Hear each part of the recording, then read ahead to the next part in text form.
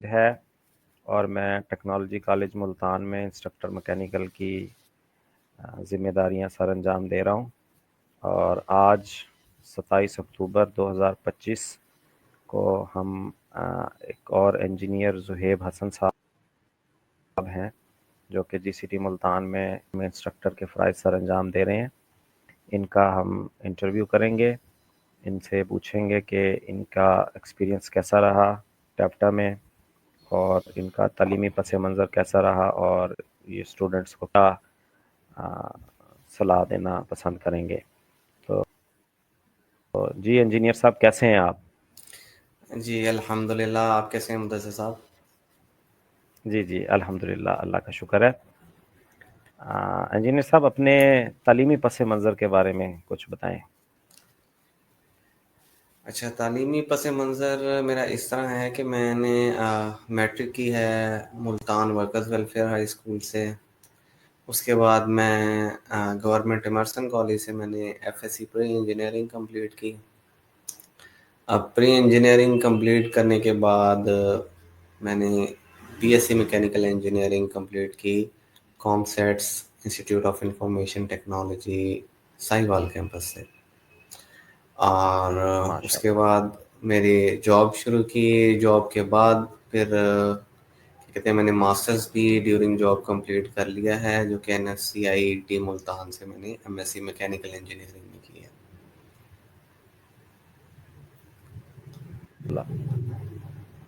अच्छा, आप mechanical engineering का इंतखाब क्यों किया? बाकी भी इंजीनियरिंग की फील्ड्स हैं, आपने मैकेनिकल को। अच्छा सर, ये वाकई एक अच्छा सवाल है आपका कि मैकेनिकल को ही क्यों चुना। चूँकि मैंने जैसे आपको बताया कि मैंने मैट्रिक और एफएससी प्री इंजीनियरिंग की है, तो मैट्रिक में मेरे काफ़ी अच्छे मार्क्स थे। तो अच्छे नंबर लेने माशाल्लाह। की वजह से वो क्या हुआ, ये हर एक स्टूडेंट की नेचर मोस्टली इस तरह होता है कि जब वो एक एग्ज़ाम में अच्छा परफॉर्म कर लेता है तो वो टेंशन फ्री हो जाता है। तो सेम इसी तरीके से मेरे साथ भी यही हुआ कि मैं एफएससी प्री इंजीनियरिंग में जाके ज़रा टेंशन फ्री हो गया कि ये तो मैं अच्छे से कवर कर सकता हूँ, क्योंकि मैं पीछे से कवर करता आया हूँ। तो चूँकि इस जी तरह जी। से चल रहा था, तो उस टेंशन फ्री में मैं एफएससी प्री इंजीनियरिंग में अच्छे से परफॉर्म नहीं कर सका। अब इंजीनियरिंग की ख्वाहिश तो थी, लेकिन तब तक ये डिफाइन नहीं किया हुआ था कि मैं कौन सी इंजीनियरिंग करूँगा। खैर, हर तरफ अप्लाई कर दिया, तो किस्मत मुझे मैकेनिकल इंजीनियरिंग की तरफ ले गई। मेरी अपनी कोई ख़ास चॉइस नहीं थी, तो इसीलिए मैंने फिर मैं बल्कि इस तरह कहता होता हूँ अपनी ज़िंदगी में कि मैंने इंजीनियरिंग को चूज़ नहीं किया, इंजीनियरिंग ने मुझे चूज़ किया है। तो जी जी, मैकेनिकल बहुत अच्छी इंजीनियरिंग ने बात है। मुझे चूज़ किया। सही। तो इंजीनियर साहब आप अपने मैकेनिकल इंजीनियर कोई प्रोजेक्ट जो आपने किया है उसके बारे में अगर कुछ अपना बताना चाहें सुनने वालों को। बैचलर्स की जो डिग्री की है, रिलेटिवली हमारी यूनिवर्सिटी में हम फर्स्ट बैच थे। तो अभी यूनिवर्सिटी खुद इटसेल्फ वो ग्रो कर रही थी, तो अभी वहाँ पे भी फैसिलिटीज़, इक्विपमेंट, मशीनरीज अभी आने के प्रोसेस में था। इसलिए हमारे टीचर ने हमारा ज़्यादा फोकस डिज़ाइन और सिमुलेशन की तरफ हमें ले गए।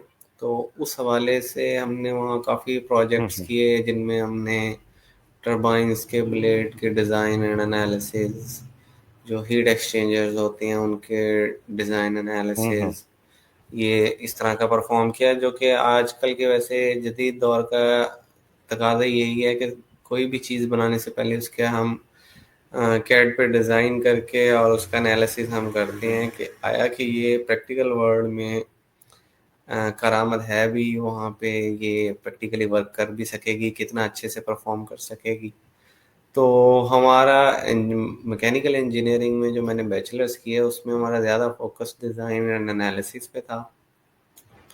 तो उसी को लेके मैंने अपना मेन अपना ये रखा था।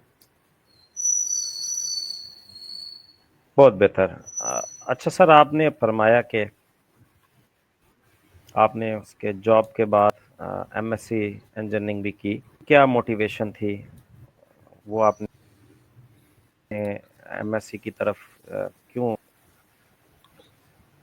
अच्छा, वो इसलिए पसंद किया कि देखिए, जो लर्निंग होता है ना, ये कंटिन्यूअस प्रोसेस है। ये कोई इंसान हम्म, ये नहीं कह सकता कि मैंने ये डिग्री कर ली है तो मैं अब काफ़ी सीख चुका हूँ, अब मेरे लिए सफिशिएंट है।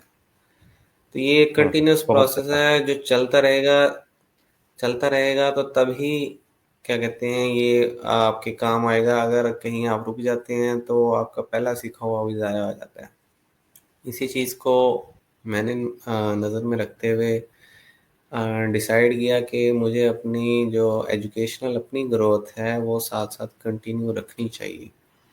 तो उसके लिए फिर मैंने एफर्ट तो की कि मैं उसको एज अर्ली एज पॉसिबल अपना एमएस कंप्लीट कर लूँ, लेकिन वो अ, चंद मुश्किलात थी कि हमारे साउथ पंजाब में कहीं ये ऑफ़र नहीं हो रहा था। तो जैसे ही एनएफसी आईआईटी मुल्तान ने इसको इंट्रोड्यूस करवाया तो मैंने उसमें एनरोलमेंट की और उसको कंप्लीट किया। माशाल्लाह, बहुत अच्छी बात है कि आपने अपनी एजुकेशन को मज़ीद इन्हांस किया।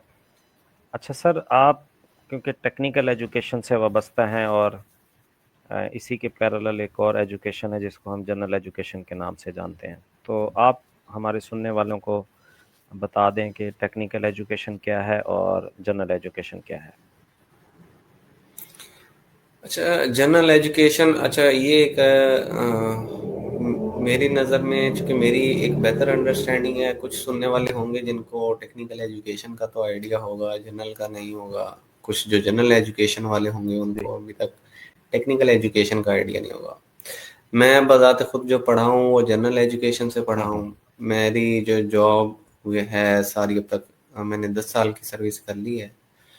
तो ये मेरी सारी टेक्निकल एजुकेशन की है। तो इसमें मुझे काफ़ी डिफरेंसेस नज़र आए हैं। उसमें सबसे पहले डिफरेंस ये है कि जो जनरल एजुकेशन है ना, वो आपको कोई आपकी प्रैक्टिकल लाइफ की स्किल नहीं देती। उसमें नॉलेज तो हम्म। है लेकिन वो एप्लीकेबल नॉलेज नहीं है, ऑन हैंड्स आपका नॉलेज नहीं है, स्किल नहीं है। जबकि टेक्निकल एजुकेशन का मेन फोकस ही ये होता है कि आपने अपनी ज़िंदगी में जो सीखा है वो इम्प्लीमेंट किस तरह करना है। वो आपको प्रैक्टिकैलिटी की तरफ बहुत लेके अच्छा, बहुत जाएगी, अच्छा। इंडस्ट्री की तरफ लेके जाएगी। जी। ठीक है। बिल्कुल।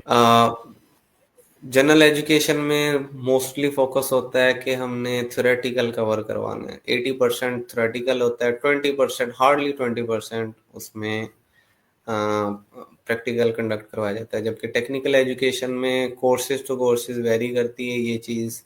कुछ ऐसे कोर्सेज हैं जिसमें 80% तक प्रैक्टिकल और 20% थ्योरेटिकल पोर्शन होता है, कि अननेसेसरी थ्योरी उनको हमने करवानी नहीं है, सिर्फ स्किल पे जोर देना है। फिर अच्छा। कुछ वेरी कोर्सेज हैं जो हैं 60% जिसमें प्रैक्टिकल होता है और 40% थ्योरेटिकल, कि हाँ हमने थ्योरेटिकल अगर करवाना है तो उससे ज़्यादा हमने साथ में फोकस प्रैक्टिकल पे भी रखना है।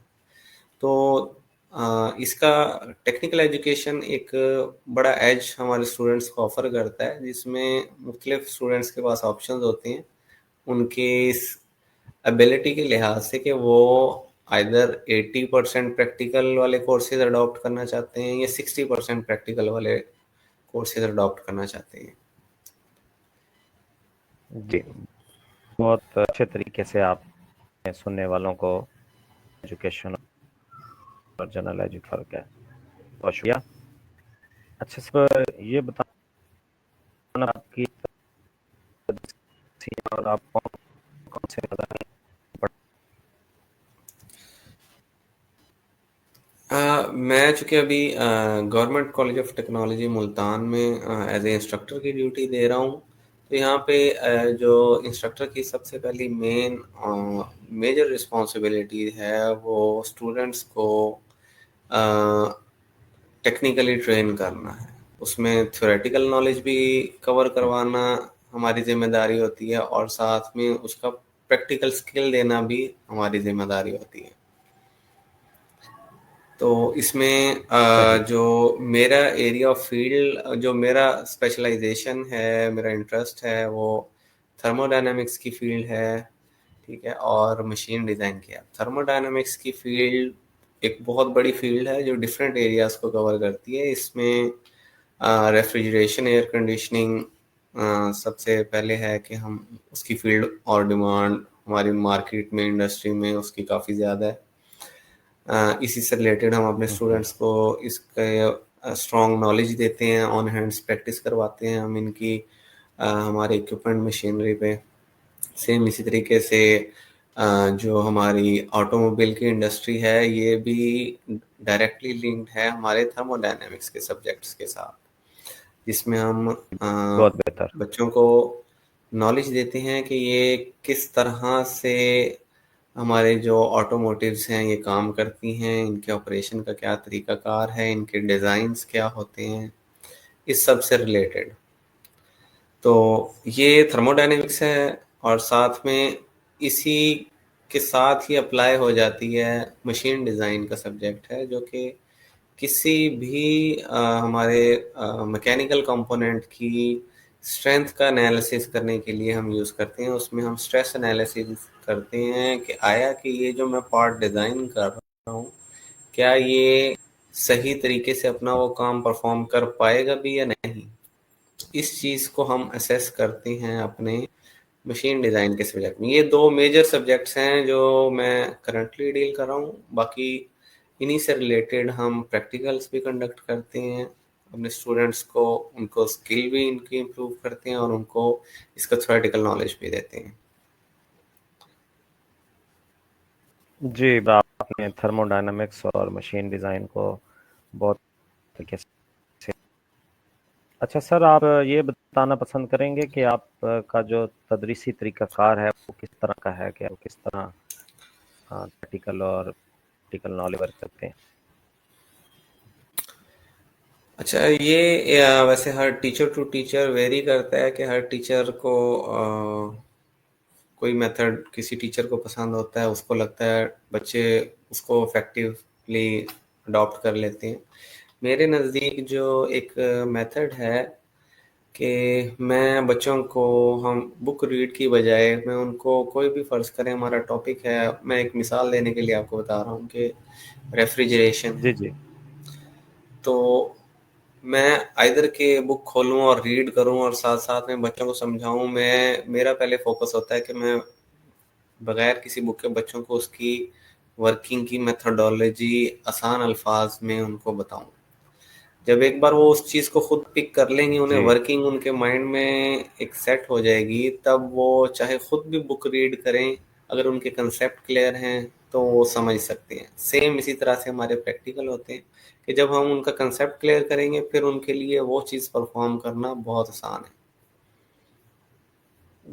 जी, बहुत बेहतर, बहुत बेहतर।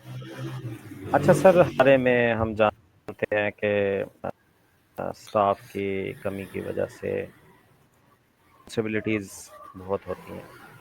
तो आपके इदारे में आपके ऊपर ऐसी रिस्पॉन्सिबिलिटीज़ हैं? अगर हैं तो वो कौन-कौन सी, ये काइंडली शेयर करें? जी, टीचिंग के साथ-साथ हम और एडमिनिस्ट्रेटिव ड्यूटीज़ में भी इंगेज हैं। उसमें सबसे पहले तो हमारे कॉलेज है जो गवर्नमेंट कॉलेज ऑफ टेक्नोलॉजी, इसमें सेंटर ऑफ एक्सीलेंस बनाया जा रहा है, जिसमें मैकेनिकल के कोर्सेज से रिलेटेड फोकल पर्सन मैं हूँ, और उसकी सारी कोऑर्डिनेशन है मैकेनिकल माशाल्लाह। टेक्नोलॉजी के हवाले से, वो मैं उसको डील कर रहा हूँ। साथ-साथ इसके साथ हम मुख्तलिफ प्रोक्योरमेंट्स हमारी टाइम टू टाइम चलती रहती हैं हमारे चेयरपर्सन और हमारे प्रिंसिपल की डायरेक्शंस पे, कि हमने स्टेट ऑफ द आर्ट अपने क्लासरूम्स बनाने हैं, ऐसी फैसिलिटीज़ डेवलप करनी है कि जो हमारे स्टूडेंट्स के लिए बहुत ज़्यादा फ़ायदेमंद हो। उसी सिलसिले की एक कड़ी है कि हम रिसेंटली स्मार्ट बोर्ड्स प्रोक्योर कर रहे हैं। अभी स्मार्ट बोर्ड्स क्या हैं, हम फेसबुक और इस तरह की यूट्यूब पे हम वीडियोस देखते हैं कि बाहर की कंट्रीज़ में बड़े बड़े एलईडी टच स्क्रीन्स होती हैं, जिनके ऊपर बच्चों को सिमुलेशंस, वर्किंग